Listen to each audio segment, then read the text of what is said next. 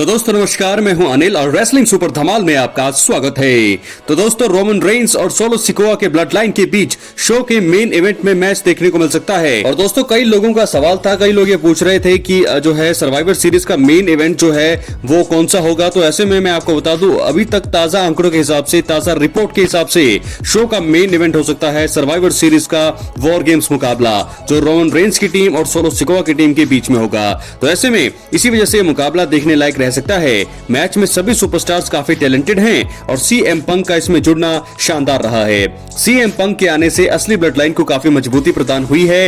यह मुकाबला काफी लंबा चल सकता है और दोनों ही टीमें यहां जीत दर्ज करने के लिए किसी भी हद तक जा सकती हैं। मैच में कुछ दखल या सरप्राइज देखने को मिल सकते हैं। देखा जाए तो जिस तरह से दोस्तों स्टोरी लाइन अब तक चली है, असली ब्लड लाइन और सीएम पंक की टीम की जीत यहां पर हो सकती है। ये तो थी प्रेडिक्शन दोस्तों की जीत हो सकती है, लेकिन कुछ सरप्राइजेस ट्विस्ट यहां पर इस मुकाबले में हमें देखने को मिल सकते हैं, क्योंकि सीएम पंक और रोमन रेंस के बीच अभी भी चीजें ठीक नहीं है।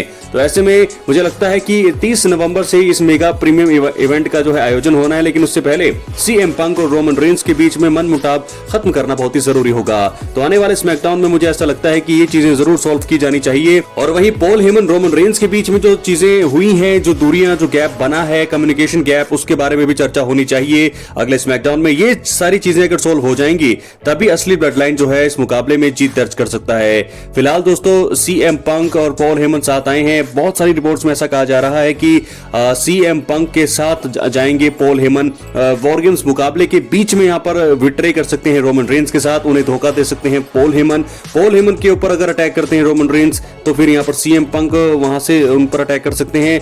अगर थोड़ा सा भी यहां पर थोड़ा एंगरनेस यहां पर दिखाते हैं रोमन रेंस पॉल हेमन पर, तो वहां पर मुझे लगता है सीएम पंक और पॉल हेमन वहां से अलग हो सकते हैं और पॉल हेमन जो है उसके बाद फिर सीएम पंक को मैनेज करते हुए दिखाई दे सकते हैं, ऐसा कहा जा रहा है कई रिपोर्ट्स में। और वहीं इसके अलावा सीएम पंक और रॉलिंस के बीच भी दुश्मनी है। आपको बता दें कि द उसोस और सैमी ज़ेन ने बहुत मनाया सेथ रॉलिंस को असली ब्लड लाइन में जुड़ने के लिए, रोमन रेंस का साथ देने के लिए, लेकिन उन्होंने नहीं मानी। लेकिन अब उनको, जब सेथ रॉलिंस को ये चीज समझ में आई होगी कि सीएम पंक और रोमन रेंस दोनों ही उनके कट्टर दुश्मन है, तो ऐसे में जरूर वॉर गेम्स मुकाबले में सेथ रॉलिंस का दखल भी हमें देखने को मिल सकता है।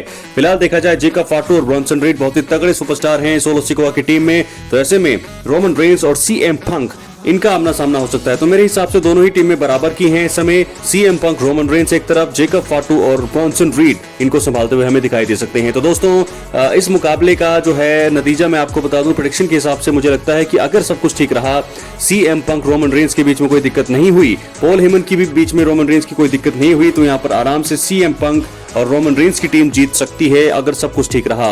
अगर किसी का दखल देखने को मिलता है, जैसे द रॉक आ सकते हैं बीच में, सेथ रॉलिंस आ सकते हैं, या सीएम पंक कुछ कर सकते हैं, या पॉल हेमन या फिर रोमन रेंस के साथ कुछ भी हो सकता है, तो ऐसे में इस सिचुएशन में कोई बिट्रे होता है, ट्विस्ट आता है कोई बीच में, तो यहाँ पर हार हो सकती है रोमन रेंस की टीम की। लेकिन अगर क्लीन मैच होता है, सीएम पंक और पॉल हेमन साथ में अच्छे से काम करते हैं रोमन रेंस के साथ, तो रोमन रेंस एंड टीम जीत सकती है। लेकिन अगर कोई सरप्राइज एंड ट्विस्ट होता है दोस्तों, तो यहाँ पर हार हो सकती है रोमन रेंस की। अपनी क्या राय है, अपनी राय कमेंट बॉक्स में जरूर दें। बहुत बहुत धन्यवाद।